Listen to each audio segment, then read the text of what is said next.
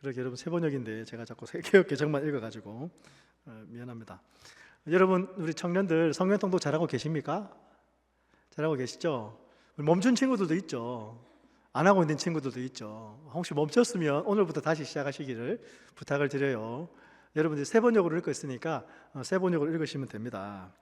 6월 벌써 23일입니다. 그죠? 6월에 거의 절반이 지났어요. 우리 올 한 해 2024년 우리 교회 표어가 은혜와 말씀 안에서 자라가는 교회라는 표어인데 여러분 많이 자랐습니까? 청년이라서 다 컸는데 뭐 자랐냐고 물어보냐고. 여러분 많이 자랐어요? 은혜와 말씀 안에서 많이 자랐습니까? 네, 많이 자라려면 어떻게 해야 됩니까? 많이 자라려면 많이 먹어야 돼요. 제가 청년부 섬길 때 청년부니까 좀 이제 다른 얘기도 하고 원고 없는 얘기도 하고 좀 그랬으면 좋겠는데 다른 교회에서 청년부 할 때 청년들 집에 불러와서 먹였는데 나는 애들이 그만 먹을 거라고 생각했는데 더 먹더라고요. 스테이크 하나를 더 구워달래 그래가지고 한 조각을 다 먹더라고. 야, 그래가지고 잘 먹는구나. 그래서 다음부터는 메뉴를 삼겹살로 바꿨어요. 스테이크로는 감당이 안 되겠구나. 삼겹살이 살 길이다 이러면서 삼겹살 구워 먹이기 시작했는데 그 바람에 제가 삼겹살을 엄청 잘하는 겁니다. 제가 한 삼겹살 먹어봤어요? 안 먹어봤군요. 훈제 삼겹살 기가 막히게 합니다. 먹어본 친구들 잘 알 거예요. 물어보세요. 제가 언제 기회가 되면 또 청년부 밥 먹을 때 한번 삼겹살 해주도록 하겠습니다. 전부 다 먹이려면 몇 파운드 해야 됩니까? 한 40파운드 하면 됩니까? 30파운드? 회장님 몇 파운드 해야 됩니까? 예? 50파운드. 아이고 그렇구나. 예, 그렇군요. 믿음대로 될 겁니다. 여러분 잘 자라기 위해서는 많이 먹어야 됩니다. 우리의 믿음도 우리의 신앙도 우리의 성품도 마찬가지예요. 우리가 하나님 말씀을 잘 먹어야 우리의 신앙도 자라고 우리의 성품도 자랍니다. 하나님 닮아가는 거죠. 근데 어떻게 하면 먹을 수 있죠? 말씀을 읽어야 말씀을 먹는 거죠. 쉽게 얘기하면 여러분 아직 결혼하지 않았고 자녀를 키우지 않아서 잘 모르겠지만 사실 부모님들이 자녀들이 밥을 잘 먹지 않으면 여러분 걱정합니다. 저도 어릴 때 어머니 생각해 보면 이제 투정 부리잖아요. 맛없다고 안 먹는다고 그러면 어머니가 어떻게든 저에게 제가 좋아하는 거 물어보면서 뭐 해줄까 물어보시면서 저에게 더 먹이려고 했던 거 기억이 납니다. 잘 먹어야 잘 자랄 수 있죠. 부모님들이 자녀들이 잘 먹지 않아서 걱정하시는 것처럼 우리 하나님도 우리가 말씀을 잘 먹지 않으면 하나님 걱정하실 겁니다. 걱정하십니다. 근데 우리가 하나님 마음을 잘 몰라드리죠. 마치 철들지 않아서 부모님 마음을 잘 몰라드리는 애기들처럼 우리가 하나님 마음을 잘 몰라드릴 때가 있습니다. 내가 잘 자라지 않는데, 믿음이 자라지 않는데, 우리의 신앙이 자라지 않는데, 내가 분명히 중생해서 다시 태어나서 본 어게인 해서 다시 태어나서 하나님의 자녀가 되었는데 하나님의 자녀가 되고 난 다음에 우리의 믿음이 하나님을 닮아가면서 자라지 않으면 하나님 걱정하실 거예요. 오늘 이번 주에 우리가 읽을 성경 통독 본문이 시편 119편부터 146편까지입니다. 네, 오늘 우리가 읽을 성경 통독 본문은 시편 119편 한 편만 읽으면 됩니다. 한 편만 읽으면 돼요, 여러분. 혹시 성경 통독 성경 읽다가 멈추신 우리 형제 자매님들, 청년들이 있으면 오늘부터 다시 읽으십시오. 오늘은 한 편만 읽으면 돼요. 한 편만 읽으면 됩니다. 한 편만. 할 수 있겠습니까? 할 수 있겠어요? 뭘 알고 하는 거예요? 모르고 하는 거예요? 할 수 있겠어요? 한 편만 읽으면 된다니까요. 근데 그 한 편이 176절이에요. 몰랐구나. 시편 119편이 176절인 줄. 한 편만 읽으면 됩니다. 여러분, 제가 제 청년 때를 생각해 보면 여러분들이 성경을 안 읽었을 거라고 생각이 돼요. 성경 통독 잘 안 하고 있을 것 같아. 잘하고 있습니까? 시편 112편 이런 거 읽었어요? 2절짜리 성경 시편 읽었습니까?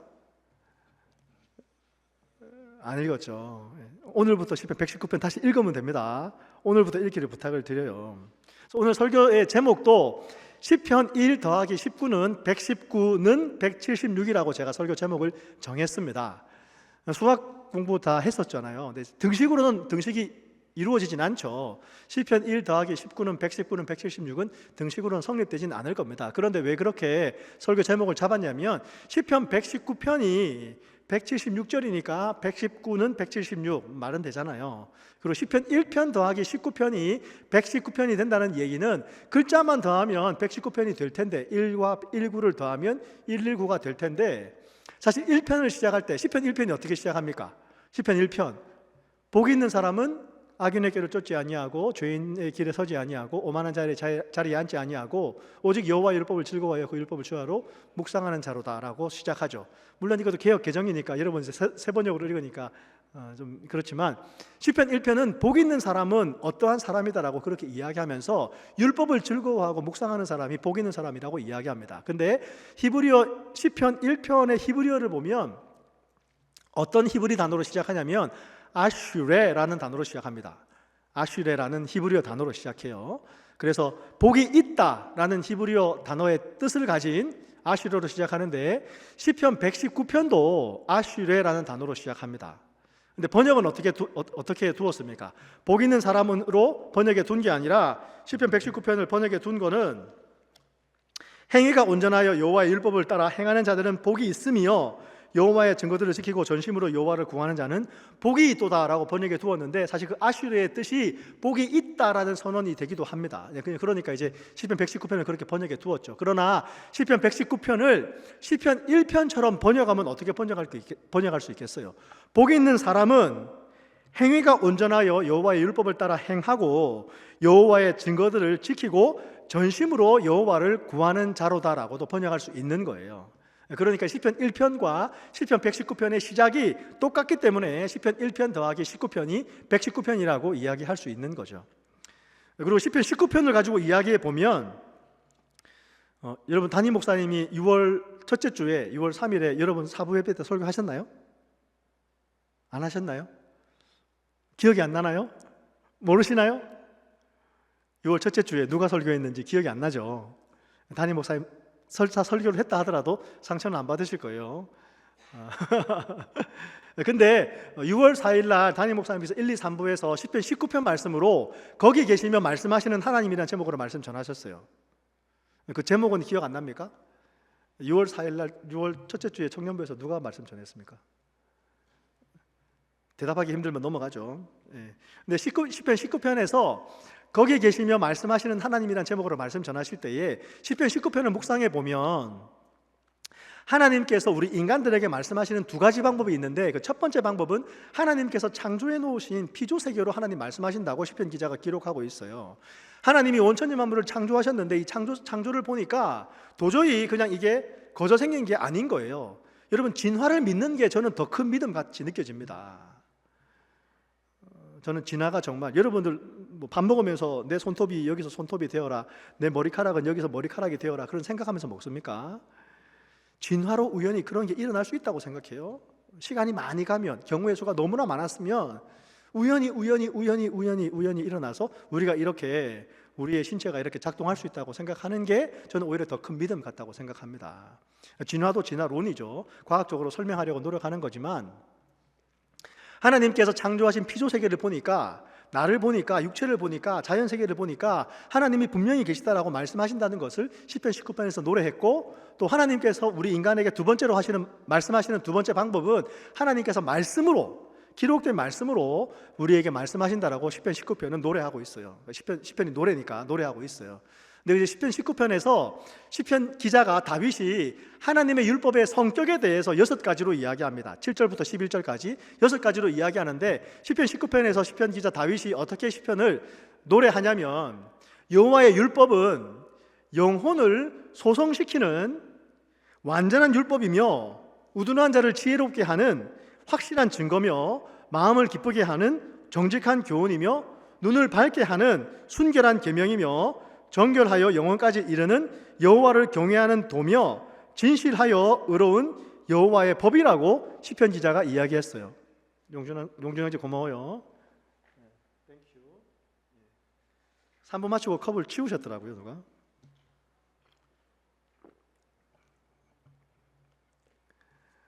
그렇게 시편을 묵상해 보니까 시편이 말씀이 하나님의 율법이 토라를, 여호와의 율법을 묵상해 보니까 하나님의 말씀이 어떠했는지 시편 기자가 기록한 거죠. 여러분, 삶이 어렵고 지치고 힘들 때에 우리의 영혼을 소송시키는 것이 뭐라고 시편 기자가 얘기했냐면, 완전한 율법이 우리의 영혼을 소송시킨다고 얘기했어요. 물론 여기서 말하는 율법이라는 것은 뭐 해야 된다 하지 말아야 된다 그런 걸 얘기하는 게 아니에요. 나중 뒤에 가서 조금 더 설명을 드릴게요. 우리의 영혼을 생기 있게 힘이 있게 해주는 것은 하나님의 완전한 율법이 그렇게 된다라고 시편 기자가 묵상했고, 그 묵상한 내용을 시편 19편에 기록했는데, 시편 기자가 복 있는 사람이 되어서 여호와의 율법을 묵상해 보니까 하나님의 말씀이 이러하다는 것을 계속해서 쓰고 썼더니 176절이나 된 거예요. 그래서 워렌 위어스비 목사님은 시편 119편은 시편 19편의 확장판이다라는 그런 얘기를 했어요. 여러분, 확장판 좋아하잖아요. 그죠? 확장판 좋아하지 않나요? 그리고 시편 119편처럼 히브리어의 모든 알파벳을 가지고 시를 기록한 시의 형식을 답관체라고 이야기합니다. 답관체. 한자가 되니까 말이 좀 어렵죠. 별로 쓸 일이 없는데, 어떤 뜻이냐면 밟을 답자예요. 맞추다 답자고, 갓 관자, 머리 관자입니다. 그래서 머리를 맞추어서 쓴 글이라는 뜻이 답관체예요. 그리고 머리를 밟아가면서 쓴 시가 답관체라는 것을 얘기해서, 히브리어 알파벳이 22자가 있는데 히브리어 알파벳의 이 첫 번째 글자, 히브리어 단어의 첫 번째 글자를 그 히브리어 알파벳으로 맞춰가면서 쓴 시라는 것이 답관체 시입니다. 제가 여러분에게 한글로, 제가 히브리어나 영어로는 그렇게 할 실력이 안 되니까 한글로 답관체 시가 어떤 건지 한글의 자음으로, 우리 한글의 자음 여러분 알죠? 한글의 자음을 여러분 기역, 니은, 디귿이라고 불러주면 제가 그 기역, 니은, 디귿을 사용해서 시를 한번 써서 얘기해 볼게요. 여러분 하실 수 있죠? 첫 번째 뭐죠? 기역. 가장 높으신 주님을 찬양함이 마땅합니다. 니은. 내가 온 마음을 다해 주님을 찬양하리이다. 다 함께 모여 성소에서 함께 주님을 찬양합시다. 리듬에 맞추어서 성소에서 주님 앞에서 함께 춤을 춥시다. 모두들. 여기까지 합시다. 그죠? 파악까지 하긴 힘들잖아요. 설교 때 시간도 없고. 이런 식으로 나가는 게 답관체라는 거예요.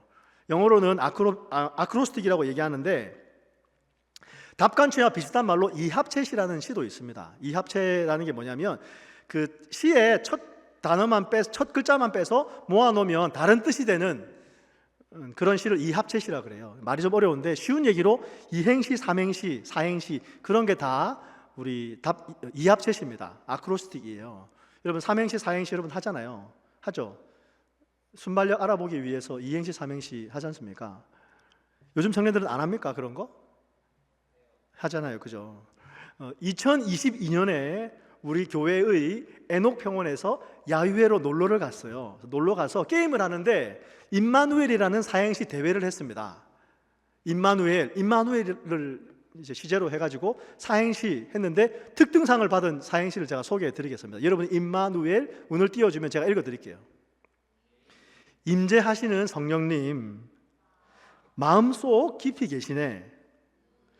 누구에게나 찾아오시는 엘리야의 하나님, 나의 하나님. 특등 받았답니다. 우리 임경애 성도님 하신 건데, 게다가 2020년에 우리 교회 한창 팬데믹 때문에 힘들 때 우리 교회 임마누엘 장로교회에 신앙지가 있습니다. 잡지 여러분 아시나요? 신앙지가 있어요. 때마다 이렇게 만들어낸 잡지가 있어요. 거기서 2020년도도 성경 통독의 해기 때문에 성경 통독을 가지고 사행시를 했습니다. 그 중에 하나를 제가 소개해 드릴게요. 사행시인데 성경 통독, 그 다음에 언약 순종이라는 걸로 사행시를 했는데, 그것도 한번 제가 사행시 읽어 드리겠습니다. 여러분 운을 띄워 주십시오. 성경 통독, 언약 순종. 시작. 성경을 읽기 위해 경건한 마음으로 시작을 했는데 통 이해가 안 가네. 하지만 포기할 수 없지. 독한 마음 먹고 꾸준히 읽다 보니 언제부터인지 약속의 말씀이 마음에 젖어들며 순조롭게 말씀을 읽게 되었네. 종일토록 말씀이 함께하네. 입니다. 우리 교회 전기열 권사님이 하신 거예요. 예. 이런 식으로 연애 편지를 써도 여러분 어필이 되겠죠. 난 연애를 해본 지가 없어가지고 뭐 연애 편지 안 써봅니까 여러분? 기억, 그대를 생각하니까 니은 내 마음이 뜨겁습니다. 여기까지 합시다. 뭐 이런 식으로 할 수 있겠죠, 그죠? 근데 시편 기자가 왜 22개의 알파벳을 다 사용해서 하나님의 말씀에 대해서 시를 썼을까요? 물론 이제 이스라엘 사람들은 하나님을 노래할 때 시편을 외워서 노래했습니다. 어제 담임 목사님 토요일 날 새벽 예배 설교하시면서 한 가지 성경을 읽다가 소름이 돋은 부분이 있었대요. 어떤 부분이었냐면 예수님께서 목요일 날 제자들하고 성만찬하시고 세족식 하고 난 다음에 십자가에 달리시기 전에 겟세마네 동산으로 기도하기 위해서 감람산에 가셨잖아요. 근데 성경이 어떻게 기록하냐면 세족식하고 성만찬을 하고 난 다음에 찬미하고 가시더라, 감람산으로 가시더라라고 성경이 기록된 걸 읽은 다음에 소름이 돋았다 그러시더라고요. 죽기 전에 기도하기 위해서 감람산에 가셔야 되는데, 겟세마네 동산에 가셔야 되는데 예수님께서 제자들과 함께 그 다락방을 떠나기 전에 하나님을 찬미한 거예요. 놀랍지 않습니까? 사실 놀랍죠. 예수님의 성품을 생각해 보면. 근데 유대인들이 찬미할 때 무엇으로 찬미했냐면 시편으로 찬미했었어요. 시편이 찬미하는 방법이 있습니다. 뭐 이제 우리나라 옛날 시조 읊듯이 히브리 사람들이 히브리 시편을 가지고 하나님한테 노래하는 그런 이제 튠이 있어요. 영어로 얘기하면 튠이 있고 우리나라 말로 하면 장단이 있는 거죠. 뭐 국거리 장단, 세마치 장단, 이런 휘모리 장단, 그런 장단이 있어서 그렇게 해서 해야 되는데, 근데 그렇게 외워서 노래하려 그러면 시편을 다 외워야 되잖아요. 그래서 시편을 기록할 때, 노래를 기록할 때 히브리 알파벳 순서대로 하면, 알파벳은 자기들이 알고 있으니까 우리 기역, 니은, 디귿, 리을, 가나다라, 마바사 알고 있는 것처럼 히브리어 알렛, 베트, 김멘, 달렛 다 알고 있으니까 히브리어 단어가 어떤 단어로 시작할 거라는 것을 더 잘 알 수 있고, 더 잘 아니까 시편을 더 잘 노래할 수 있기 때문에 시편을 노래할 때 이 히브리 단어를 다 배열하면서 썼다는 그런 해석도 있어요. 근데 또 어떤 사람은 그 말씀 묵상해 보니까 히브리어 기자가, 이제 시편 기자가 히브리어로 시편을 쓸 때 히브리어의 모든 언어를 사용해서, 모든 단어를 사용해서 하나님에 대해서, 하나님의 말씀에 대해서, 하나님의 율법에 대해서 그것이 얼마나 귀하고 소중한지, 그것이 얼마나 가치가 있는 것인지 노래하고 싶은데 히브리 알파벳 22개를 다 써서 한 알파벳마다 8개씩 해서 시편을 기록했다라고 이야기한 것을 읽어본 적이 있습니다. 그래서 여러분 진짜 정말, 여러분 그림 한번 띄워봐 주시죠. 시편 119편 1절부터 8절까지 앞자를 보면 다 지금 형광색으로 된 거는 다 알렙이라는 글자예요. 알렙이라는 글자입니다. 여러분 히브리를 잘 모르니까 X같이 생겨먹은, 다 알렙이죠. 다 알렙이에요. 8절이 다. 1절과 2절은 아슈레라고 시작하는 거죠. 1절은 아슈레, 2절도 아슈레라고 시작하는 거고, 빨간색으로 표시해 놓은 것은 이제 시편 119편이 하나님 말씀에 대해서, 율법에 대해서 이야기하는 거니까 율법이라는 의미를 가진 히브리어 단어들을 표시를 해 놓은 거예요. 그래서 토라라고 들어봤습니까 여러분? 토라라든지 호크라든지 미츠바라는 그런 히브리 단어들에 대해서 이렇게 표시해 놓은 거예요. 시편 기자의 하나님 말씀에 대한 열정을 여러분 여기 시편에서 볼 수 있는 것이죠. 히브리어 단어들을, 사실 저렇게 시를 쓴다는 게 쉬운 게 아닐 거잖아요 여러분. 율법에 대해서, 주제는 율법인데 내가 히브리어 단어 22개 알파벳을 다 써가면서 8절씩 그 알렙으로 시작하는 8단어를 찾아서 8절 하나님 말씀에 대해서 쓰고, 베트에 나오는, 베트로 시작하는 히브리어 단어를 다 찾아서 8절 쓰고, 김멜로 시작하는 단어를 다 찾아서 8절 쓰고, 그렇게 해서 22개의 알파벳으로 176절을 쓴 거예요. 시편 기자의 열정이 여러분 느껴지시나요? 176절, 그 하나님 말씀을 사랑하는 마음으로 말씀을 묵상했더니, 복 있는 사람이 되어서 그 말씀을 묵상했더니 176절이 되도록 말씀에 대해서 기록한 거죠. 그래서 쓰고 썼더니 176절이 된 거예요. 그런데 시편 기자는 그런 열정을 가지고, 말씀에 대한 사랑을 가지고 시편을 119편을 썼는데, 우리는 119편을 읽으면 어떻습니까? 119편 읽기가 쉽던가요 여러분? 오늘 혹시 아침에 일어나서 시편 119편을 다 읽고 청년부 예배 온 친구 있습니까? 손 들어보세요. 있습니까? 오, 할렐루야. 잘했어요. 너무 고마워요. 근데 나머지 대부분 안 했잖아요. 왜 안 했을까요? 시편 119편 읽는 게 우리한테 쉽지 않은 일이기 때문인 거예요. 말씀을 읽는다는 게 여러분에게 쉽지 않기 때문에 그런 거예요. 왜 쉽지 않습니까? 첫째는 재미가 없어요, 여러분. 성경 읽으면 재밌어요? 은혜가 돼요? 아, 하나님이 이런 분이구나 잘 알 수 있어요? 처음에는 읽을 때에 알기가 힘들어요. 제 경험을 보면 힘들었어요. 지금도 성경 보면 모르는 게 많고 말씀을 읽을 때마다 새로운 게 있습니다. 그러면 이제 모르고 읽으면 말씀 읽는 게 어렵죠. 여러분, 성경 읽는 게 어려운 이유는 우리가 성경을 읽을 때에 글자만 읽기 때문에 그런 거예요. 성경을 읽어야 되고, 또 여러분 이제 청년부에서 열심히 하는 친구들 보면 성경 통독 하라 그러니까 성경 일독했다는 얘기 정도는 할 수 있어야 되니까 표시하기 위해서 성경을 빨리 읽죠. 아침에 일어나서 학교도 가야 되고 직장도 가야 되고 바쁘니까 아침에 해야 될 일 숙제하듯이 후다닥 해치우는 식으로 성경을 글자를 읽으면 성경이 재미가 없어요. 그러니까 성경을 계속해서 읽기가 힘든 거죠. 여러분, 이제 삼공부 중에서 여러분도 청년부도 삼공부에 참여하면 좋겠는데, 삼공부 중에서 경건의 삶이라는 삼공부가 있습니다. 경건의 삶이라는 삼공부가 있어요. 전혀 모르는 눈으로 쳐다보면 경건의 삶 삼공부 강사인 제가 어떻게 되겠습니까? 우리 교회 생명의 삶이 첫 번째 삼공부고 두 번째가 새로운 삶입니다. 세 번째가 경건의 삶이고, 얼마 전에 우리 목자님들 우리 확신의 삶 했잖아요. 그런 식으로 삼공부 시리즈가 있어요. 생명의 삶 많이 했죠? 많이 안 했어요? 대답할 때까지 물어볼게요. 생명의 삶 했어요? 안 했어요? 했어요? 안 했어요? 몰라요? 생명의 삶이 첫 번째 해야 될 거고 두 번째 해야 될 게 새로운 삶이라는 삶 시리즈가 있어요. 삶 공부라고 하는 이유는 성경 공부를 통해서 머리만 성경 지식만 키워나가는 것을 원하는 게 아니라 우리의 삶이 바뀌는 걸 원하기 때문에 삶 공부라고 이름한 거예요. 근데 경건의 삶 공부에 교재로 쓰이는 책이 리차드 포스터가 쓴 영적 훈련과 성장이라는 책입니다. 근데 그 영적 훈련과 성장이라는 책에 보면 학습의 훈련이라는 챕터가 있어요. 학습의 훈련, 공부하기 싫은데 무슨 학습이냐 라고 할 수 있지만, 학습의 훈련 챕터에 보면 우리가 학습하는 데에 4가지 단계를 이야기합니다. 학습이 되려면 그 4가지 단계를 거쳐야지만 학습이 된다라고 이야기하는 거예요. 근데 학습의 단계 1단계가 뭐냐면 반복이에요.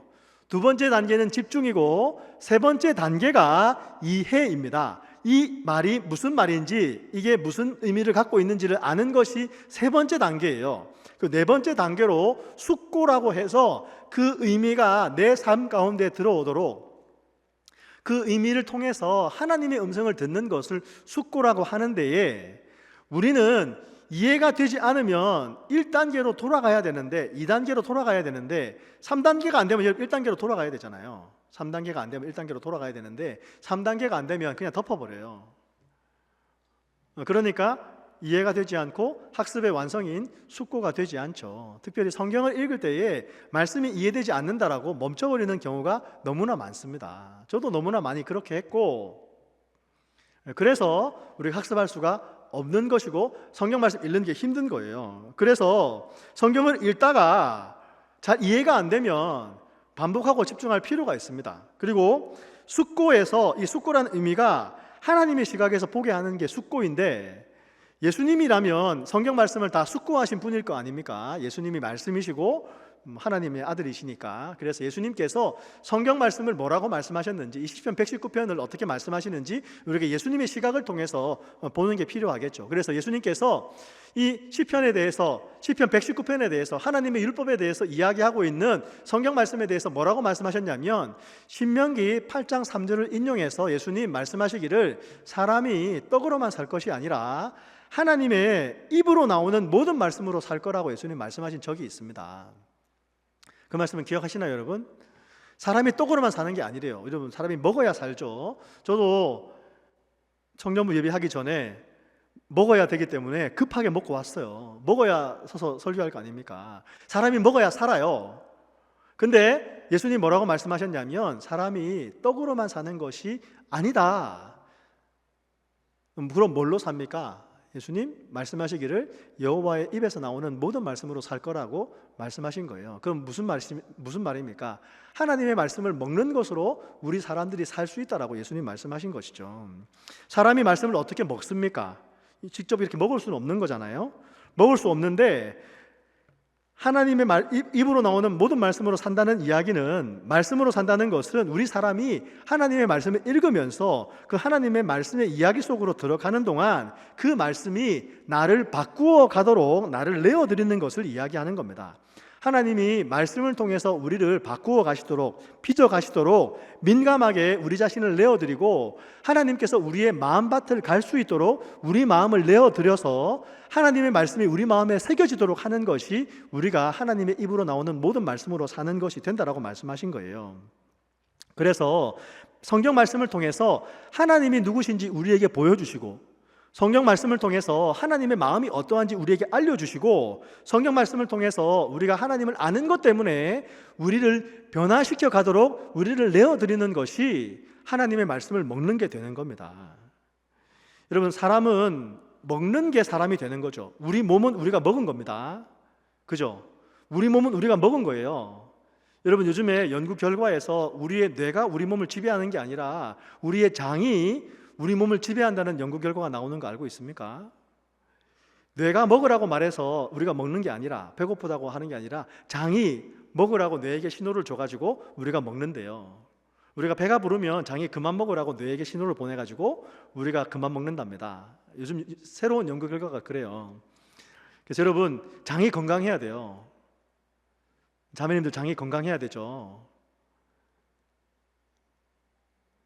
그죠? 장이 건강해야 돼요. 우리 한국에 우리 처남이 자폐증을, 사람 장 속에 있는 게 뭐죠? 그거잖아요. 그거를 가지고 자폐증을 치료하는 그런 일도 있습니다. 제가 의사가 아니기 때문에 자세히 얘기할 수는 없지만, 사람 몸 안에, 건강한 사람 몸 안에 있는 그 변을 다른 사람 몸에 옮겨주는 거예요. 분변 이식이라 그러는데, 그걸 통해서 그 사람의 증상을 고쳐나가는 일이 실제로 지금 의료계에서 일어나고 있는 겁니다. 그만큼 먹는 게 중요하다는 걸 얘기하는 거예요. 우리가 몸으로도 우리가 먹는 게 중요하듯이 우리의 영혼으로도 우리가 어떤 것을 먹느냐가 중요하게 되는 거죠. 여러분, 요즘에 소셜 네트워크 서비스를 보면 사람들이 자랑하는 건 두 가지 같습니다. 어떤 걸 자랑합니까, 여러분? 내가 얼마만큼 많이 가졌는가, 얼마만큼 풍요한가, 그런 것을 자랑하고, 또 하나 자랑하는 건 뭐예요? 내가 뭘 먹는지를 그렇게 자랑하더라고요. 그렇지 않습니까? 우리 자매님들, 형제님들 데이트 가거나 좋은 식당 가서 맛있는 거 먹으려고 할 때 제일 먼저 하는 게 뭐예요? 사진부터 찍잖아요. 그죠? 왜 그래 사진을 찍어요? 왜 찍는 거예요?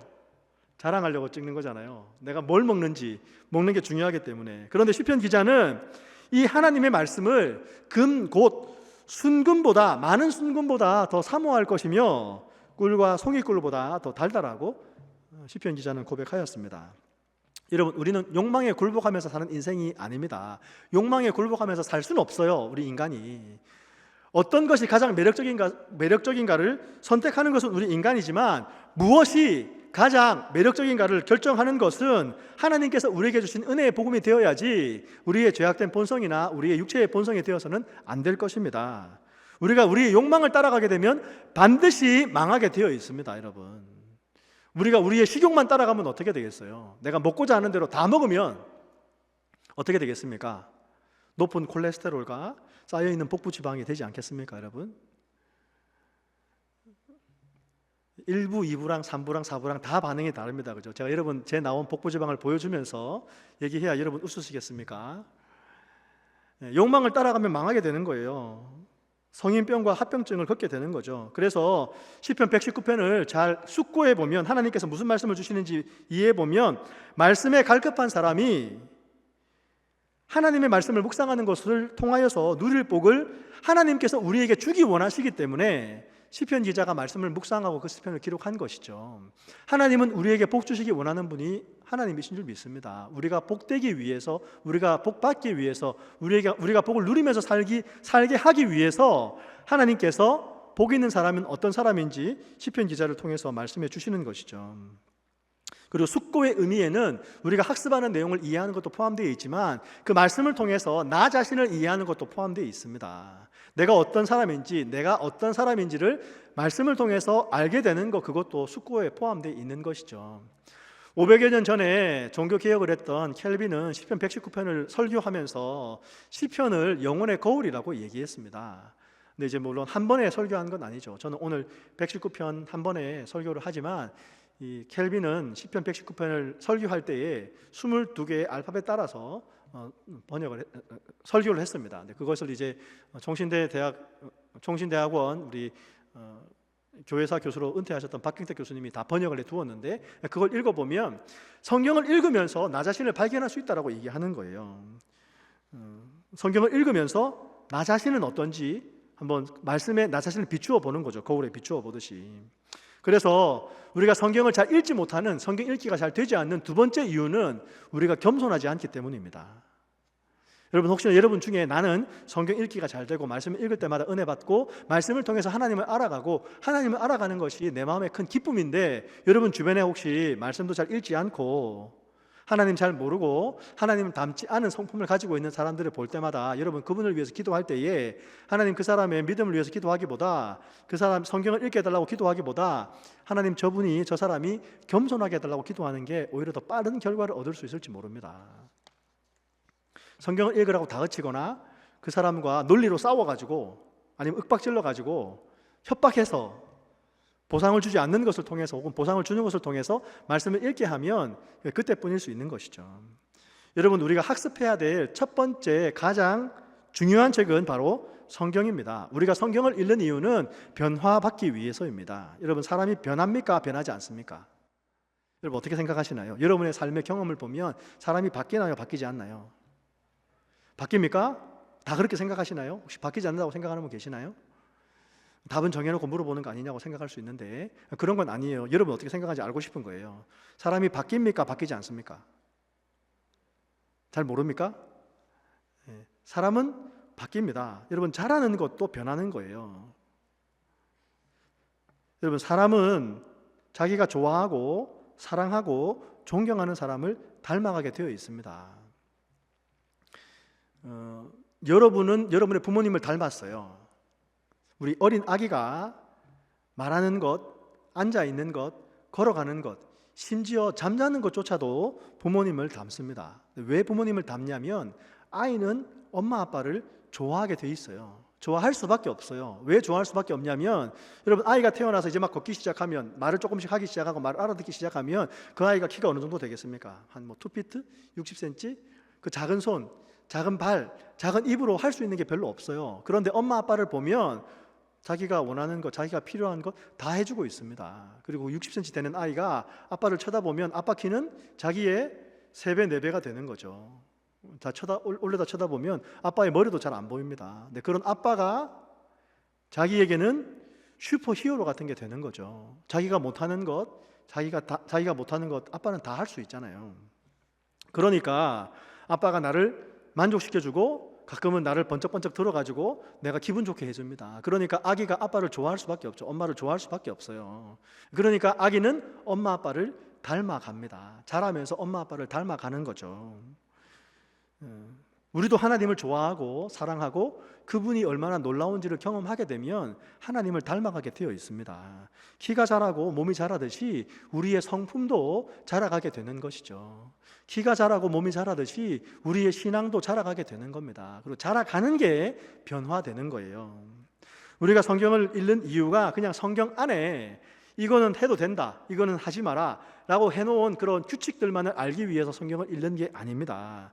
우리는 성경을 통해서 하나님이 어떠한 분이신지를 알기 위해서, 하나님께서 우리에게 어떤 사랑을 보여주셨는지를 알기 위해서 성경을 읽는 겁니다. 그래서 하나님 말씀을 읽으면서, 하나님 말씀을 묵상하면서 하나님이 얼마나 우리를 사랑하시는지를 알고 경험해 나가는 거죠. 말씀을 통해서 그분을 알아가는 것이고, 말씀을 통해서 그분과 관계를 맺어 나가는 겁니다. 여러분, 정의라는 것이, 공의라는 것이 단순히 법을 지키거나 규칙을 지키는 것만을 의미하는 것은 아닙니다. 기본적으로 정의는 행위가 아니라 관계입니다.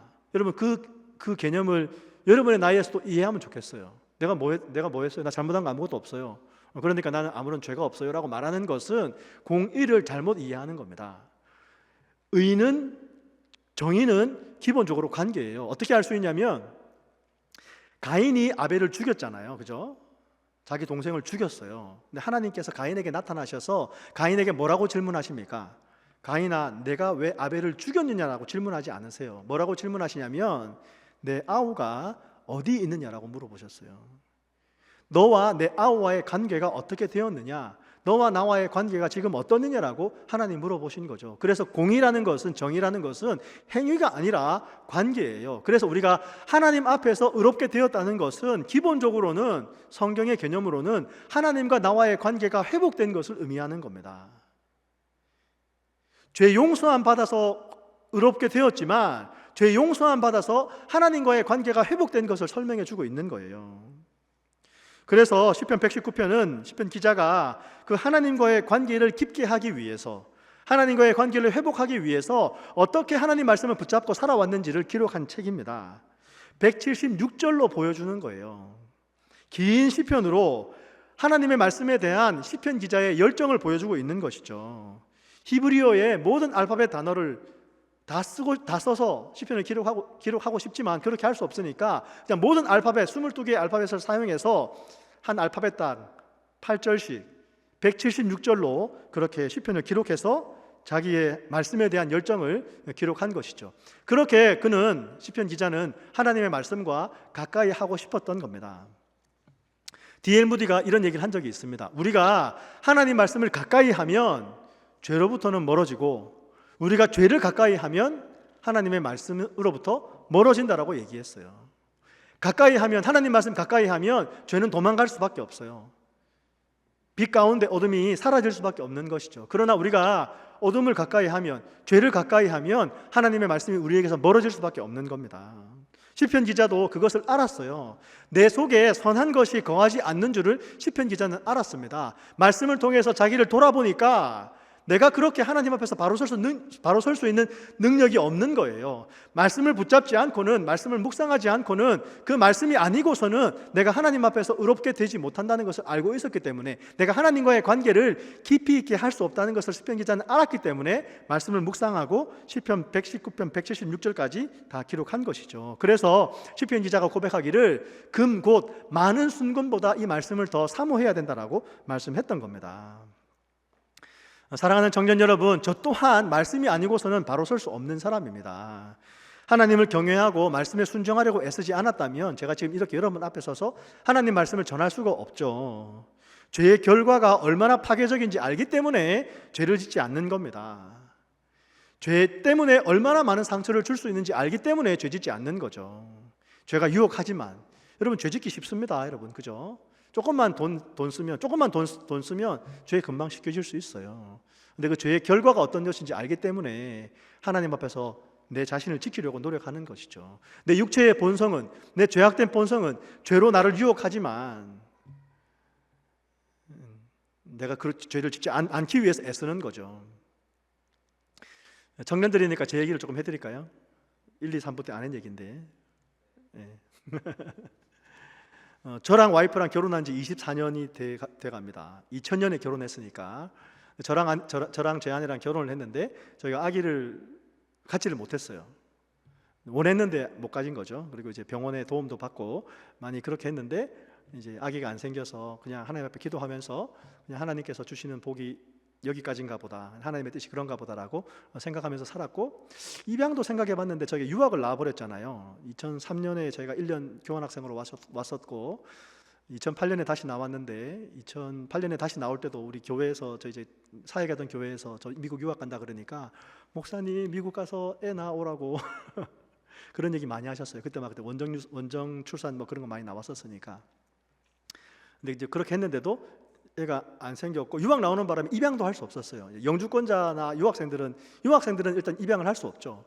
그래서 자녀가 없이 이렇게 살아왔는데 제가 이제 그렇게 살아오니까 제 제 속 안에, 제 내면 안에 제가 조금씩 바뀌고 있다는 것을 제가 경험하게 되었어요. 어떤 얘기냐면, 제가 결혼하기 전에는 작고 아담하고 귀엽고 애교 많은 여자를 좋아했었어요. 그게 제 이상형이었죠. 근데 이제 자녀가 없고 10년, 15년 살아보니까 제가 이제 매력을 느끼는 여자분들이, 자매님들이 바뀌는 거예요. 어떤 사람으로 바뀌냐면 좀 이제 큰 사람으로 바뀌는 거예요.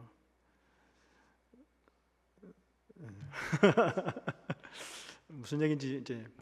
근데 저는 저 자신을 지켜야 되죠. 결혼 관계도 지켜야 되고, 내가 만약에 이제 바람을 피운다거나, 제가 아는 목사님 중에서 한 10년 정도 그렇게 자녀가 없었기 때문에, 미국 목사님인데 저랑 아주 친한 분이시기 때문에 그분도 자기 얘기를 저한테 해주시더라고요. 10년 동안 아기가 없으니까 부부끼리 얘기를 했대요. 만약 당신이, 그 아내분이 남편에게 이야기하기를, 만약 당신이 자녀를 원하면, 자녀를 정말 원하면 내가 당신에게 이혼해 주겠다, 이혼해 줄 테니까 다른 여자랑 만나서 이제 결혼해서 아기 낳고 살기를 원한다고 얘기하셨는데, 그 미국 목사님 부부는 그런데 이제 자녀가 생겼어요.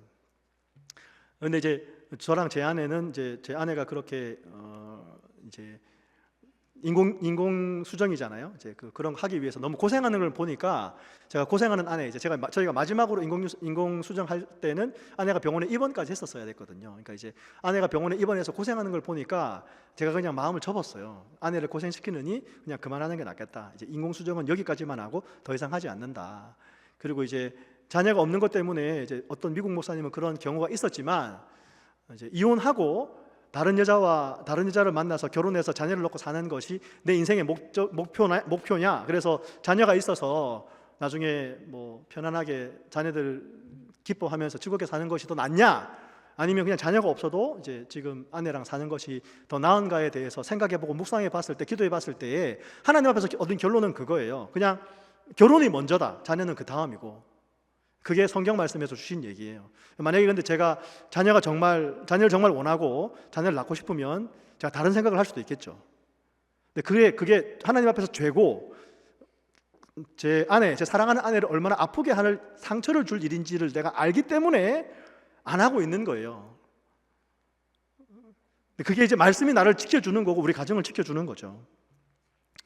잘 전달이 되었는지 모르겠는데, 말씀이 우리를 지킵니다. 말씀이 아니고는 우리도 하나님 앞에서 바로 설 수가 없는 사람이에요. 하나님 말씀을 묵상하는 것으로 하나님의 뜻을 알아가는 거죠. 내 삶에서 선택을 해야 될 때 어떤 것이 하나님께서 원하시는 선택인가, 어떤 것이 하나님을 기쁘시게 하고 나 자신을 하나님 앞에서 정결하게 의롭게 지킬 수 있는 하나님의 뜻인가를 묵상해서 결론을 얻는 것은 말씀을 통해서 얻는 거예요. 그래서 저도 지금도 우리 아내와 관계를 깊게 하면서 행복하게 살려고 노력하고 있습니다. 물론 이제 아직도 이제 남자와 여자가 다르기 때문에, 저랑 아내랑 다르기 때문에 이제 지금 저랑 싸우려고 하는 거냐고 물어볼 때도 있지만, 행복하게 살려고 노력하고 있는 거죠.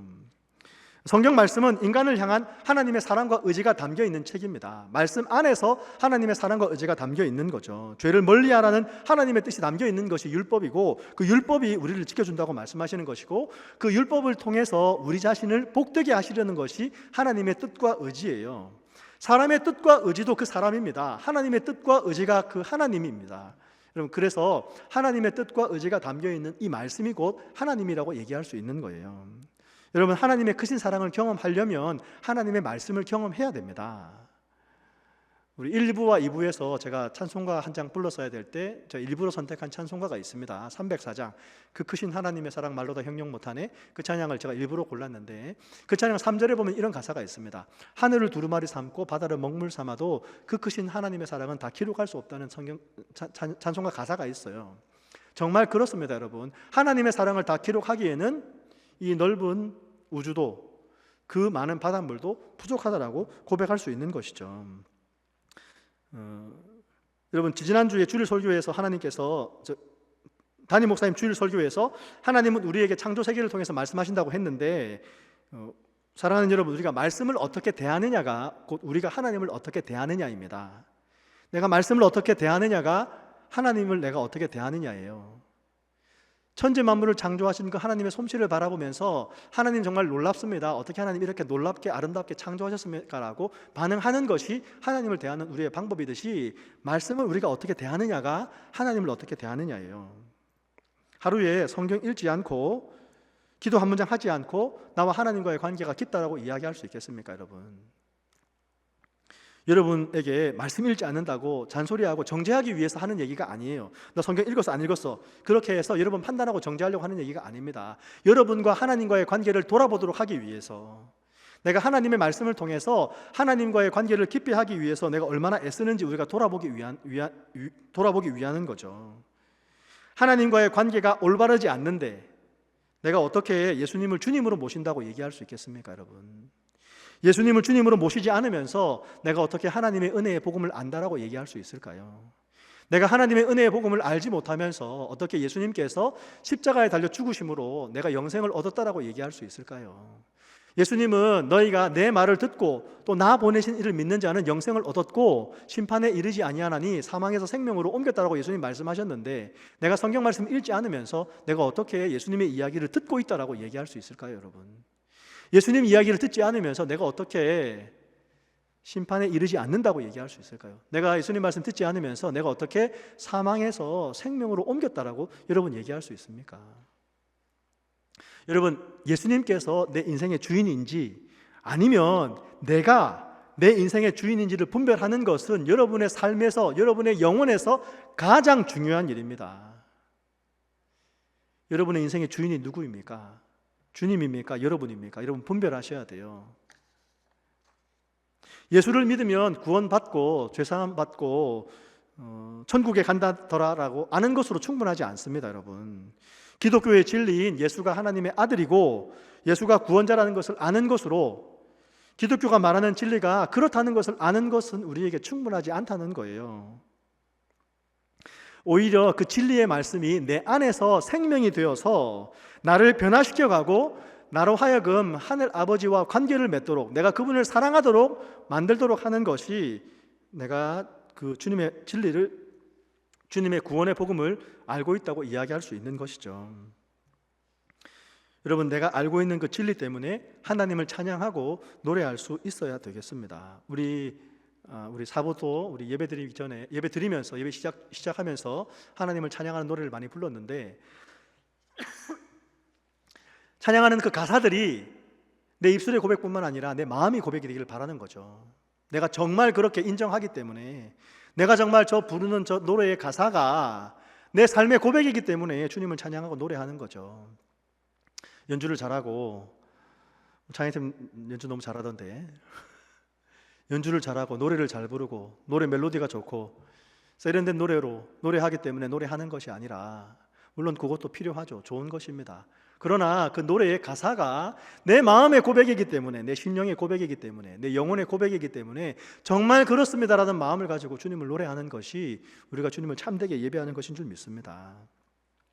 사랑하는 여러분, 하나님을 예배하고 세상을 바라보고 교회와 세상 속에서 의롭게 살기 위해서 우리에게 필요한 것은 단순한 정보가 아닙니다. 말씀을 통해서 하나님께서 어떠한 분이신지를 아는 것이 우리에게 필요한 것이죠. 내가 말씀을 통해서 그분을 경험하는 것이 필요한 것입니다. 우리의 삶이 하나님 말씀을 읽는 동안에 내 삶이 하나님 말씀 안에 들어가게 되어서 하나님이 우리를 빚어가시고 민감하게 갈아엎으셔서 하나님의 말씀을 내 마음에 새기도록 하는 것이 중요한 것이죠. 지지난주에 고종률 목사님 우리 교회 오셨는데 청년부에게서는 설교 안 하셨죠? 안 하셨어요. 예. 그럼 제가 좀 더 풀어서 설명해 드릴게요. 고종률 목사님 지지난주에 우리 교회 오셔서 말씀 전하실 때에 심리학 이론 중에 마음 이론이라는 걸 설명하셨어요. 마음 이론이 뭐냐면 나 혹은 다른 사람의 생각이나 의지나 욕구를 알아내는 능력을 마음 이론이라고 얘기한답니다. 근데 그 마음 이론 아래에 보면 상호 관심, 공동 관심이라는 개념이 있어요. 조인트 어텐션이라는 개념이 있는데, 그 상호 관심, 공동 관심이 관계를 만들어가는 방법이고 우리 부모님들이 우리 자녀들을 가르치는 첫 번째 방법이라고 얘기합니다. 그러니까 공동 관심이 있어야 관계가 깊어지는 거예요. 여러분들을 예로 해서 보면 연애를 시작하면 연애하는 사람과 공동 관심이 있어야 관계가 깊어가는 거잖아요. 나는 야구를 너무 좋아하는데 내 애인은 야구랑 아무 관심이 없으면 관계를 깊이 하기 힘들잖아요. 시간을 같이 보내기 어렵잖아요. 꽃이다 라고 부모님이 자녀들에게 얘기했는데 예쁘지 라고 이야기를 하면 꽃이라는 것을 가르치면서 부모님이 자녀들에게 공동 관심을 나는 꽃이 예쁘다라고 얘기해주고 자녀들도 꽃이 예쁜 것을 이야기하는 것으로 부모님과 자녀 간의 교육과 관계가 깊어지는 것을 그 조인트 어텐션이라고 이야기해요. 그래서 우리 부모님들이 자녀들에게 말을 많이 하는 것으로 공동 관심을 많이 해야 자녀들을 잘 교육할 수 있다고 얘기합니다. 그리고 여러분 연애에 봐서 알잖아요. 본능으로 알잖아요, 여러분. 이제 이성과 연애를 잘하려면 공동 관심이 많아야 된다는 것을 여러분 본능으로 알잖아요. 여러분 하나님과 연애를 잘하려도 하나님하고 공동 관심이 많아야 됩니다. 근데 우리 하나님과 어떻게 조인트 어텐션을 가질 수 있느냐, 공동 관심을 가질 수 있느냐, 그 공동 관심을 가질 수 있는 방법은 성령과 말씀을 통해서 하나님과 공동 관심을 가질 수 있는 겁니다. 하나님의 최고의 관심은 뭘까요, 여러분? 하나님의 최고의 관심은 물론 여러분일 수 있죠. 여러분 한 사람 한 사람이 하나님의 최고 관심일 거예요. 그러나 하나님의 또 최고의 관심은 이미 여러분 예수님 믿었으니까 하나님의 최고의 관심은 믿지 않는 영혼 VIP입니다. 왜 그렇습니까? 하나님께서 그 VIP를 사랑하시는데 그 VIP는 그 하나님의 사랑을 몰라요. 나는 하나님의 사랑을 알고 하나님의 사랑 때문에 감사하고 기뻐하고 눈물 흘리고 하나님 앞에 나아가는 경험도 있는데 VIP는 하나님을 모르는 거죠. 하나님께서 그 VIP 때문에 자기의 사랑하는 아들을 십자가에 죽도록 내어주셨다는 것을 VIP는 모릅니다. 그러니까 하나님께서 그 VIP를 관심 가지고 보고 계시는 거죠. 그 VIP 또한 예수님을 알고 구원받기를 원하는 것이 하나님의 관심입니다. 근데 하나님과 공동 관심을 가지려면 그 하나님께서 관심 가지시는 VIP를 내가 하나님처럼 관심을 가지고 사랑하고 섬길 수 있어야 되는 것이죠. 그래서 여러분들에게 목장에서 함께 VIP를 섬기라고 이야기하는 겁니다. 하나님과 공동 관심을 가지고 믿지 않는 영혼들에게 하나님의 복음을 전하라고 이야기하는 거죠. 근데 여러분 VIP에게 복음을 전하는 게 쉽습니까? 그 VIP와 관계를 맺고 그분을 섬기는 게 쉬운 일이 아니죠. 왜 쉽지 않습니까? 내가 예수님 믿는다고 얘기하면 막 전도한다고 생각해서 이상하게 생각하거나 또 세상에서 사회에서 교회에 대해서 좀 이제 오해하고 잘못 이해하는 부분들이 있기 때문에 이상하게 볼까봐 좀 여러분 꺼리는 부분도 있잖아요. 근데 그래도 하나님의 관심이 VIP니까 저도 VIP에 대해서 관심을 가지려고 합니다. 제가 지난 화요일에 머리를 손질하러 미용실에 갔어요. 제가 항상 가던 미용실이 아니라 제 아내가 예약해준 미용실에 갔습니다. 뭐 그런 것까지 아내한테 부탁하냐 그러는데 그렇지 않고 제 아내가 미용실에서 머리를 했는데 아주 예쁘게 한 거예요. 제 아내가 누군지 아나요? 아시나요? 모르시나요? 네, 제 아내를 또 여러분에게 소개를 해드려야 되겠네요, 그죠? 제 아내가 이렇게 핸드폰에 제 바탕화면에 있는데 아내가 머리를 해왔는데 예쁘게 해온 겁니다. 근데 이제 그래서 머리 어디서 했냐, 예쁘게 했으면 나도 거기 가볼까라고 해서 아내한테 예약을 부탁해서 거기 갔습니다. 시간을 맞춰서 갔는데 제가 이제 문을 열고 들어갔더니 그 안에 있는 분들이 다 놀라는 거예요. 왜냐하면 제가 올 것을 기대를 안 하신 거죠. 예약이 꼬인 거예요. 제 아내는 카톡으로 예약을 했는데 그분이 그 예약 노트에다가 그것을 안 옮겨 쓰셨어요. 그래서 제가 갔더니 이미 부부가 와서 머리를 하고 계시더라고요. 여자분은 앉아서 머리를 하고 계시고 남편은 다음 순서를 기다리고 계셨습니다. 근데 제가 이제 가게 되니까 놀래가지고 어떻게 왔는지 얘기를 나누게 되었어요. 그 이제 먼저 오셨던 손님 두 분하고. 근데 이제 그 머리 잘라주시는 분이 제가 목사님이라는 것을 제 아내를 통해서 알아버렸기 때문에 그분이 저를 목사님이라고 부르셔서 그 두 분이 제가 목사라는 걸 알아버렸어요. 그래서 제가 임마누엘 장로교회 부목사입니다 라고 얘기를 막 나누기 시작한 거죠. 그랬더니 그분이 자기는 캐톨릭이라는 거예요.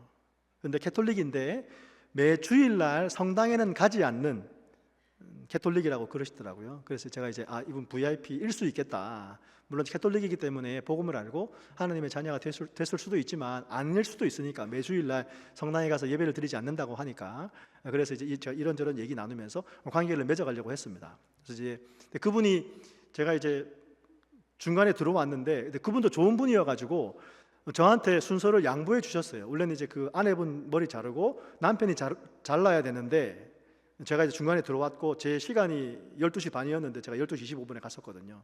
근데 이제 저도 이제 바쁠 거 알고 이제 그러니까 그분이 저한테 자리를 양보해 주셨어요. 먼저 하시고 자기는 나중에 하겠다라고 해서 제가 이제 여자분 다 하시고 난 다음에 제가 머리를 자르게 된 거죠. 그래서 감사합니다 인사하고 감사합니다 인사를 이렇게 했더니 또 그분이 저한테 농담도 하고 그러시더라고요. 농담도 해서 좀 친해졌구나 생각하고 이제 머리를 잘랐는데, 제가 머리를 다 자르고 났더니 그분이 저한테 뭐라고 그러시냐면, 목사님 여자를 조심하셔야 되겠다고 얘기하시는 거예요. 여자를 조심하라고 저한테 얘기하는 거죠. 물론 목사가 여자를 조심해야 됩니다. 여자와 돈과 권력을 조심해야 되죠. 근데 이제 처음 만난 분이 제 면전에다 대고 목사님 여자를 조심하셔야 되겠다고 얘기하니까 조금 그렇더라고요. 근데 이제 어떤 의미로 얘기하신 줄은 알겠죠. 머리를 자르고 났더니 목사님 훨씬 더 이제 그런 거잖아요, 그죠? 제가 제 입으로 얘기하기 좀 그렇고 그렇게 얘기하시더라고요. 그래서 제가 알겠습니다, 조심해야죠 그랬더니 아내분이 한술 더 떠서 저한테 이렇게 얘기하시는 겁니다. 목사님 고등학생 같습니다. 약간 그 플러팅도 어느 정도가 돼야 제가 기뻐할 텐데, 제가 고등학교 졸업한 지가 30년이 넘었는데 50이 넘은 배 나온 아저씨한테 여자를 조심하라 그러고 고등학생 같다 그러니까 제가 여러분들보다 더 어려 보인다는 얘기를 하는 거잖아요. 여러분도 동의가 안 되시죠? 그렇게 농담을 주고받으면서 이분들에게 제가 이제 목사라는 걸 얘기했으니까, 제가 임마누엘 장로교회 부목사 박희환입니다. 혹시 이름이 성함이 어떻게 되시는지, 선생님 존함이 어떻게 되는지 여쭤봤더니 이름을 안 알려주세요. 그냥 자기 성씨만 저한테 얘기해 주시더라고요. 왜 그랬겠습니까? 목사님한테 이름 석자 얘기했다가 코 낄까봐 그랬을 거라는 생각만 제가 가지고 있습니다. 그만큼 VIP와 만나고 관계 맺고 그분을 섬긴다는 게 사실 쉽지 않은 일이에요. 그런데 그럼에도 불구하고 그 VIP를 섬기려고 하는 이유는 하나님께서 그 VIP에게 관심이 있다는 것을 알기 때문에 그런 것이죠. 여러분, 하나님과의 관계가 깊은 사람은 하나님의 관심이 있습니다. 하나님과 공동 관심이 있는 거죠. 하나님이 귀히 여기시는 거면 나도 귀히 여기는 겁니다. 근데 지금 내가 VIP에 전혀 관심이 없다, 나 아닌 다른 사람이 어떻게 구원받든지 받지 않든지 간에 나는 아무런 상관이 없다라고 생각하는 사람은 하나님과의 관계를 점검해 보셔야 돼요. 여러분의 관계가, 하나님과의 관계가 내가 만약에 나 아닌 다른 사람에 대해서 전혀 관심이 없다면 하나님과 공동 관심이 없는 것이고, 그렇다면 여러분과 하나님과의 관계는 가짜일 가능성이 많습니다. 내가 그냥 예수 믿었다라고 알고 있고 내가 믿는 것을 믿고 있는 경우가 될 수 있어요. 여러분, 참 믿음을 갖고 있다면, 진짜 여러분이 하나님 믿는다면 하나님이 귀히 여기는 것을 귀히 여기지 않을 수 없습니다. 하나님의 말씀인 하나님의 말씀을, 이 성경 말씀을 여러분 귀히 여기지 않을 수 없어요.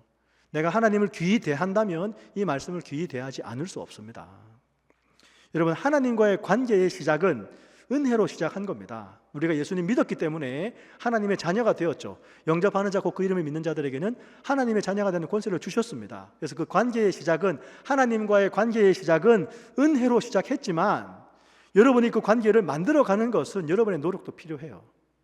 리차드 포스터는 영적 훈련과 성장이라는 책에서 뭐라고 얘기했냐면, 영적 훈련은 우리의 삶이며 하나님의 은혜의 통로라고 얘기했습니다. 우리가 하나님의 은혜를 받으려면, 하나님을 알고 그분 때문에 기뻐하려면 하나님의 은혜의 통로에 나를 세워두어야 되는 거예요. 하나님의 은혜가 나에게 전달될 수 있도록 내가 말씀을 읽어야 되는 겁니다. 내가 말씀을 읽지 않으면, 그 은혜의 통로에 있지 않으면 우리가 하나님을 알고 하나님을 아는 것으로 기뻐할 수는 없는 겁니다. 그래서 하나님과의 관계의 시작이 은혜로 시작했다면 그 하나님과의 관계를 깊이 있게 만들어가는 저와 여러분 되시기를 주님의 이름으로 축원합니다. 근데 그 깊이 있게 만드는 방법은 말씀을 읽는 것밖에 없어요. 하나님을 알아가는 것밖에 없습니다. 과연 하나님이 누구시기에 나를 사랑하시는지 말씀을 통해서 하나님의 음성을 듣는 것밖에 없어요. 그래서 여러분, 말씀을 귀히 여기셔야 됩니다. 그리고 여기서의 복음이 또 있긴 있어요. 하나님께서 그 하나님과 나와의 관계를 완성시키는 것은 나에게 달려있는 게 아니라 하나님께 달려 있습니다. 나는 하나님을 모른다고 해도 하나님은 결코 여러분을 떠나진 않을 거예요. 그러나 그 관계를 더욱더 쉽게 깊게 하는 방법은 여러분이 말씀을 묵상하는 것이 하나님과의 관계를 깊게 하는 방법입니다. 제가 요즘에 귀에 들어오는 찬양이 있는데, 주님을 모른다 하여도라는 찬양이 있더라고요. 나중에 이제 한번 찬양팀에서 같이 해볼 수 있으면 좋겠다는 생각도 있습니다. 사도 요한은 우리가 그 영광을 보니 독생자의 영광이요 은혜와 진리가 충만하다고 얘기했습니다. 사도 요한이 성경에 그렇게 기록한 거예요. 사도 요한은 육신으로 오신 예수님을 만났던 사람입니다. 그분을 만졌던 사람이에요. 그분을 보았던 사람이에요. 근데 사도 요한이 고백하기를 말씀이 육신이 되어 우리 가운데 거하시니 아버지의 독생자의 영광이요 은혜와 진리가 충만했다라고 사도 요한은 얘기했습니다. 그래서 예수님을 보았더니 이 말씀이 육신이 되어서 우리 앞에 나타나신 그 예수님을 보았더니 그 예수님에게서 영광이 보이는 거예요. 어떤 영광이 보였다는 겁니까? 아버지의 독생자의 영광이 보이는데 그 독생자의 영광 안에 은혜와 진리가 충만했다라고 사도 요한은 고백할 수 있었던 거죠. 사랑하는 여러분, 여러분도 말씀을 읽을 때에 아버지의 독생자의 영광을 볼 수 있게 되기를 주의 이름으로 축원합니다. 예수님이 어떠한 분이신지 알게 되는 것으로 예수님 안에 있는 은혜와 진리가 충만한 것을 경험하는 우리가 되기를 소원하는 것이죠. 여러분, 정말 하루에 성경 한 장 읽지 않고 기도 한마디 하지 않으면서 하나님과의 관계를 키워나갈 수 있다고 믿는 것은 여러분 그렇게 믿지 않잖아요.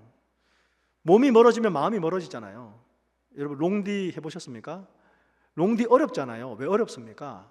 몸이 멀기 때문에 그런 거예요. 우리가 말씀 묵상하지 않으면서 하나님과의 관계가 깊어진다고 얘기할 수 없습니다.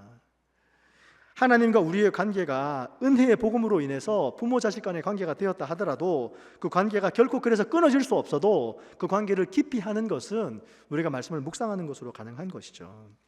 여러분, 부모님 돌아가신 분 혹시 안 계시죠? 저는 이제 아버님, 어머니 다 돌아가셨는데 부모님 돌아가시고 나면 후회합니다. 좀 더 부모님 기쁘시게 해드릴 것, 효도할 걸. 부모님 이 땅에 계실 때 내가 왜 더 시간 내지 못하고 왜 좀 더 돈 써가지고 부모님하고 즐거운 시간을 보내지 못했을까? 그런 후회를 반드시 하게 되어 있습니다. 그게 사람입니다. 여러분 아직 부모님 살아계시면 더 많은 시간과 더 많은 돈을 쓰셔가지고 지금 쓰세요. 괜찮아요. 그 돈 없어도 여러분 미래에 아무 지장이 없습니다. 돈 써서 시간 써서 부모님 기쁘시게 해드리길 바랍니다. 근데 우리는 다 부모님이 가시고 나면 부모님과 시간을 보낼 수 없기 때문에 부모님과 관계를 더 맺을 수 없기 때문에 아쉬워하는 것이 우리 인간입니다. 근데 하나님에 대해서 비추어 보면 왜 하나님을 더 기쁘시게 해드리지 못했을까? 그런 후회를 우리가 할 수 있게 되는 거죠. 지금 내 과거를 돌아다 보았을 때에 내가 더 하나님을 왜 알지 못했을까? 그분을 기뻐하지 못했을까? 그런 후회를 할 수도 있는 것이죠. 사랑하는 여러분, 우리 교회의 첫 번째 비전이 뭔지 혹시 아시나요? 우리 비전 청년부, 우리 교회의 첫 번째 비전이 뭔지 아시나요? 우리 청년부랑 잘 소통이 안 되는 거죠. 우리 교회랑 우리 청년부랑 잘 소통이 안 되는 거예요. 우리 교회의 첫 번째 비전은 잃은 영혼을 찾아 구원하여서 제자를 만드는 교회라는 것이 우리 교회의 첫 번째 비전입니다. 두 번째 비전은 이웃을 사랑하는 것으로 하나님께 영광을 돌려드리는 교회고, 세 번째 비전은 우리 다음 세대를 잘 양육하는 것, 우리 다음 세대에게 믿음의 유산을 물려주는 것이 우리의 비전입니다. 근데 첫 번째 비전이 잃은 영혼을 찾아 구원하여서 제자를 만드는 것이 우리 교회의 비전인데, 사실 제자를 만들려면 잃은 영혼을 찾아서 구원하려면 내가 먼저 제자가 되어야 돼요. 내가 먼저 제자가 되어야 잃은 영혼을 찾고 잃은 영혼을 찾아서 섬길 수 있는 마음이 생기는 거죠. 그분을 섬기는 것이, VIP를 섬기는 것이 힘든 일이고 좀 이상한 일같이 보이는 그런 세상의 일이라 하더라도 하나님께서 그 VIP를 사랑하기 때문에, 잃은 영혼을 사랑하기 때문에 내가 그 잃은 영혼에게 사랑과 관심을 보여주는 것이죠. 근데 그렇게 하려면 내가 먼저 제자가 되어야 됩니다. 목자인 내가 먼저 제자가 되어야 목장 식구들을 제자로 만들 수 있는 거예요. 나는 VIP 잘 섬기고 싶은데 목장 식구들이 VIP 섬기는 거 좋아하지 않고 우리들끼리 모여서 재미있는 얘기하고 학교 얘기하고 직장 얘기하고 어떻게 하면 좋은 직장 갈 수 있는지, 어떻게 하면 더 돈 많이 벌 수 있는지 그런 얘기하면서 재미있게 보내고 싶은 것이 목장 식구들의 바람이라 하더라도 내가 먼저 제자가 되어서 잃어버린 영혼을 향하신 하나님의 마음을 알고 그 마음을 나누면서 제자를 삼을 수 있으려면 목자인 내가 먼저 제자가 되어야 되는 것이죠.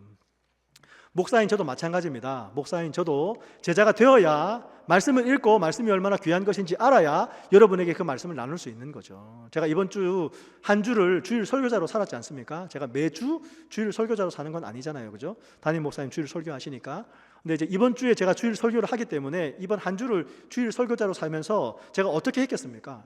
시편 119편 제가 몇 번 읽었을까요? 많이 읽었습니다.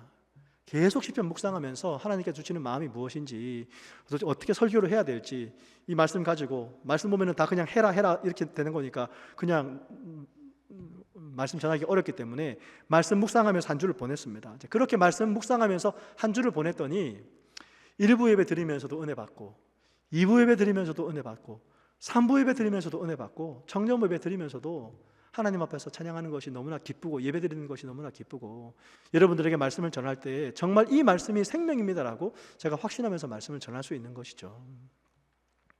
여러분, 시편 119편을 읽으면서 하나님을 알아가시길 바랍니다. 여러분, 반복해서 집중해서 읽어보셔야 돼요. 읽어보면서 무슨 말인지 이해될 때까지 반복해서 읽어보십시오. 소리 내어서도 읽어보십시오. 소리 내어서 시편 기자가 이렇게 되기를 원합니다라고 그렇게 시편에 기록했을 때에 내 마음까지 담아서 마치 내 마음의 소원이 시편 기자의 소원인 것처럼, 시편 기자의 소원이 내 마음의 소원인 것처럼 하나님 앞에 기도하는 마음으로 시편 119편을 반복해서 읽어보십시오. 그러면 하나님께서 우리에게 말씀하실 겁니다. 여러분, 지금 새번역 읽고 있고, 여러분 다 성경 앱 스마트폰에 깔아뒀죠. 여러분 깔았죠? 깔았죠? 설치했죠? 깔았다고 표현하잖아요, 그죠? 여러분 다르게 표현하는 방법이 있는 거 아니죠? 앱 깔았냐고 말하는 거 맞죠? 네. 혹시 안 깐 분 계십니까? 1불이에요, 1불. 가피풀 성경 개역 개정 까는데 1불 듭니다, 여러분. 1불 아깝습니까, 여러분? 새번역 성경도 깔고, 영어 성경도 여러분 읽어야 되잖아요. ESV도 깔고, NLT도 깔고, 많이 까십시오. 혹시 아까우면 저한테 오십시오. 제가 다 깔아드리겠습니다. 제가 다 사드릴게요. 사랑하는 여러분, 풀은 마르고 꽃은 시들지만 우리 하나님 말씀은 영원합니다. 정말 풀은 마르고 꽃은 시들지만 하나님 말씀은 영원합니다. 이 땅에 썩어 없어질 것에 여러분의 마음을 뺏기지 마십시오. 썩어 없어질 것과 영원한 것을 비교해 보면 사실 비교가 되지 않죠. 오히려 대조라고 이야기해야 맞을 겁니다. 가장 큰 수를 가장 작은 수로 나누면 어떻게 되겠습니까? 사실 무한대를 0으로 나누는 것은 안 되죠. 수학에서는 부정형이라고 이야기하는데, 하나님의 영광을 썩어 없어질 것으로 바꾸는 그런 어리석음을 범하면 되지 않는 것이죠. 마르고 시들 이 땅의 것, 썩어 없어질 것은 우리의 마음에 참된 만족을 줄 수가 없습니다. 허무와 불만만 줄 수밖에 없죠. 여러분, 젊기 때문에 벌써 은퇴를 생각하는 사람은 없을 텐데요. 벌써 은퇴를 생각하는 사람이 있습니까? 어떻게 내가 은퇴를 준비할 것인가 생각하는 사람 있습니까? 그것도 지혜일 수 있어요. 근데 이제 은퇴를 한 사람들에게 이렇게 질문했습니다. 얼마만큼의 돈이 있으면 여러분의 은퇴가 아무런 걱정이 없겠는가라고 질문했대요.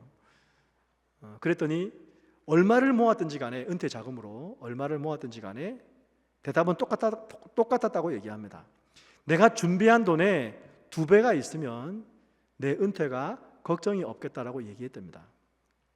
실리콘밸리에 여러분도 있으면서 어떤 삶을 살고 싶습니까? 여러분, 결혼해서 자녀 낳고 자녀 잘 키우고 나중에 은퇴해서 경제적인 자유를 누리면서 편안하게 살다가 건강하게 살다가 천국 가는 게 삶의 목표인 것처럼, 매일의 생각인 것처럼 살아가시면 여러분 안 됩니다.